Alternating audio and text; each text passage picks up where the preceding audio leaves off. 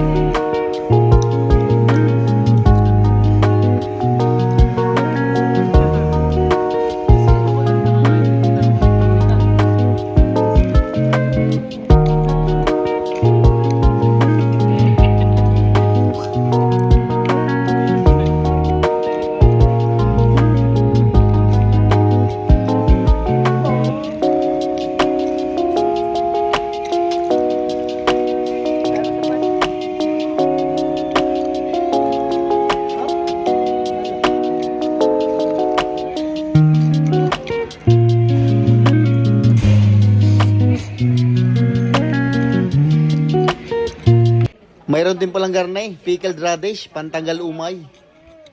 Ay ari pala ang meaning ng BBQ chicken. Best of the best quality. Abay ayos din nga. At iyon, busog na naman ang mga mamamaysan. Bay nakapagbalot pa.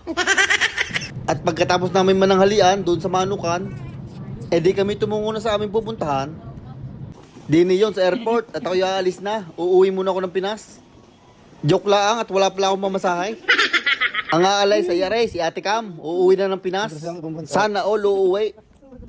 Ay biruin mo nga yawn, kami nag-ibang bansa para lang makapag-ipon ng pambakasyon sa Pinas. Kay naman ha. Ay siya Ate Cam, mag-iingat kasi yung biyahe.